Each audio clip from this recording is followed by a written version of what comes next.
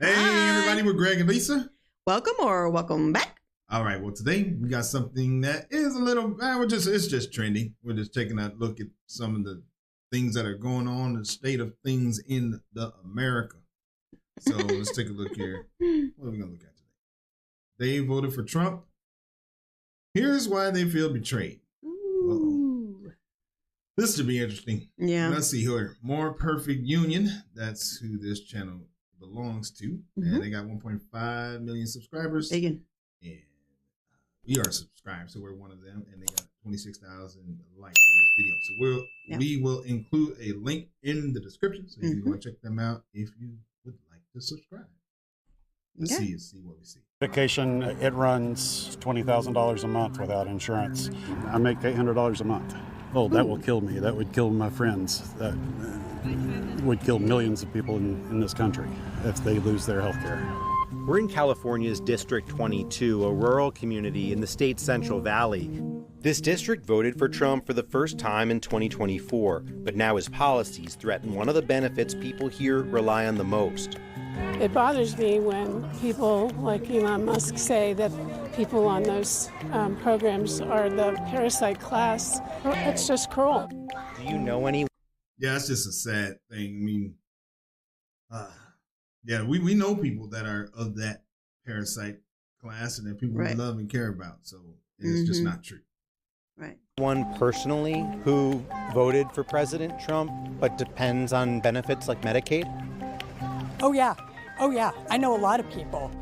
Trump promised a lot of things. I thought it would be more family values and those programs that we really need here. One of those promises was to protect Medicaid, which 67% of people in this district rely on. It's the largest percentage of any district in the entire country. Can you guarantee that Medicare, Medicaid will not be touched? Yeah, I mean, I have said it so many times, we're not going to touch it. But his administration just proposed an $880 billion cut to Medicaid over the next 10 years. So we wanted to come here to find out how people are feeling about Trump and his administration's decision that could have a huge impact on one of the benefits they rely on the most. One resident who would be impacted by Medicaid cuts is 64-year-old Irma Arredondo, who voted for Trump in 2024. Irma has several chronic health issues, including type 1 diabetes. She's also a full-time caregiver for her daughter, who has cerebral palsy. I think that's interesting that a lot of people who are opposed to Medicaid think that someone like this doesn't have Medicaid. So they're not very knowledgeable on who needs Medicaid and who has it. So they always think it's people that are mooching off the system. Right. Yeah. Her sister, who has Turner syndrome. Valerie have her medication for her seizures. She needs care everything. And I just give massage to her hands, her legs. I stay with her until she falls asleep. It sounds like you take really good care of her. Oh, and my baby is my doll. So you, your sister Irene, and your daughter Valerie, you're all on Medicaid. And how important is Medicaid for your family?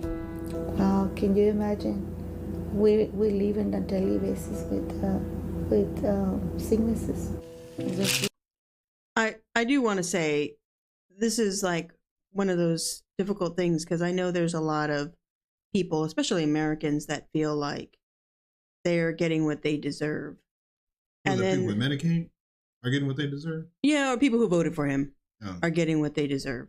So there's that spectrum of the people who are really like, well, you're getting what they deserve. And then there's people who are still like, yeah, but we also still have compassion for people in general. It's hard. It's a hard line. This is for the cholesterol too. This is also for my blood pressure. So Medicaid pays for all of it? Yes. If you didn't have Medicaid, how much would this cost you? How much money? Oh, thousands maybe. Yeah. Thousands. And that's just for you? That's for me. Not for your daughter? Not for your sister? No. The medicine that my daughter takes for seizures, I won't be able to afford it. So we feel hopeless if those cuts come, What we're going to do. Irma was a farm worker for more than a decade. She believes that some of her and her children's health issues can be linked to the pesticides she was exposed to while working in the fields. When I was pregnant with my child, I was working in the field. I remember it was this little airplane and sprayed us. But when my baby born, the doctor just said, "Uh-oh, something's missing." And when he gave me my baby doesn't have her arm.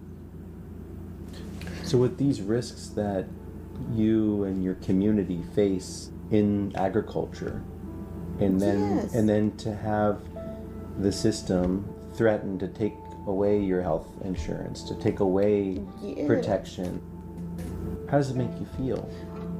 Like I told you, I feel like these stubby nuts in the back, but why when we put food on their tables, that we risk our health. Look at me right now. Look at me, how many sicknesses that I have. I'm hoping they ask her why she voted for him. Yeah. Because everybody's, has their reasons, I suppose, why they did. Mm-hmm. And they trusted him or didn't bother to get the right information to find out whether or not this was really going to hurt their lives and like the bigger picture of it all. Right. They're just more focused on one or two things. I'd be curious to find out what that was for her. I don't know. I'd probably say that every politician has something that they represent that doesn't that can impact them if you vote for them. So, but it just seems that it has to be. It just depends on what that thing is that's being impacted. It could be something small, or it could be something big like this. Mm. So that's the COPD at that time. We got all in the fields. Where else? We're seeking permanent income tax cuts all across the board. The $880 billion in Medicaid cuts proposed in President Trump's budget will help pay to permanently extend his 2017 tax cuts. The largest tax breaks would go to the wealthiest individuals. Are those your values? No, that's not right. ¿Por qué van a hacer tanto recorte? Sí, tanto recorte. ¿En dónde lo van a poner ese dinero? ¿Dónde? In the last election, who did you vote for? I feel embarrassed to tell you. But before, all the years back, since I got my citizenship, I said I was a Democrat, but then in these last elections I voted as a Republican. Why? Because I'm against abortion. Para mí la palabra conservador es tener valores. I grew up with values, con las enseñanzas de mis padres. Family values. Family values. Irma isn't the only one in District 22 who feels betrayed by the administration's plan to gut Medicaid. The only people they're hurting are the poor people that really need the stuff. Elon Musk doesn't need it. Trump doesn't need it. So she voted for a Republican, not if she's saying it's just for the abortion rights. She's voting for a Republican, not necessarily Donald Trump. She's voting for an issue. And one particular issue. Yeah.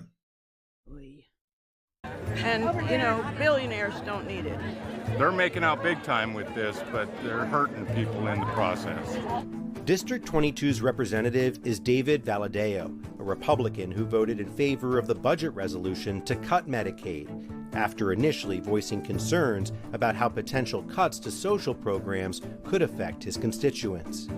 If just 2 Republicans vote no on the final legislation, they could stop Medicaid from being cut.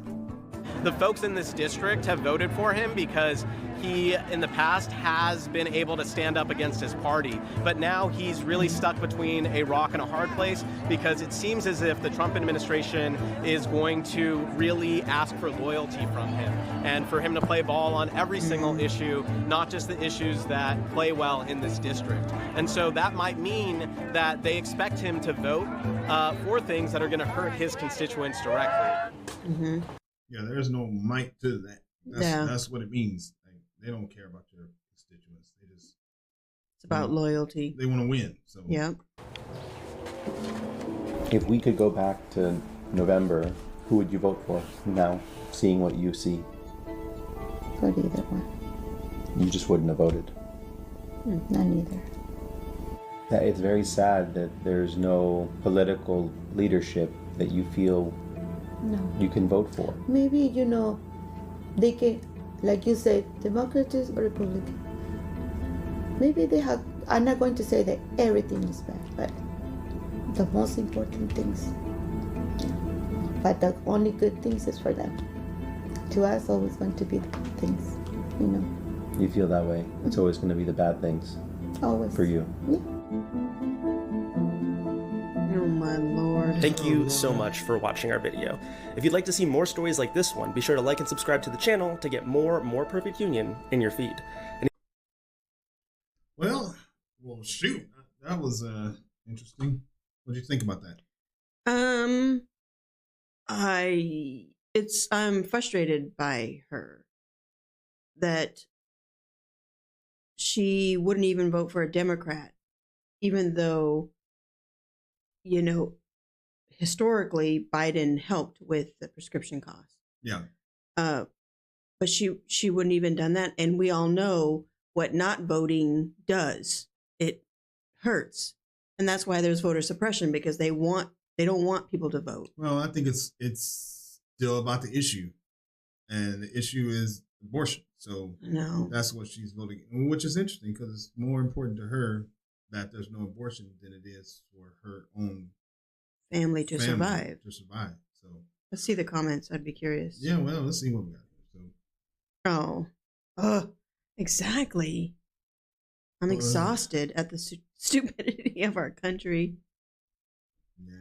Yeah, because I could see he or she is using stupidity, and she's exhausted, and I feel frustrated. Yeah. By her choice. Let's see. These same people voted against the Affordable Care Act. I strongly find any pity for them. Yeah. Natural response. How does anyone look at Trump and think he will protect family values? I know. Well, it wasn't. I'm sure there's a lot of comments on that one. So.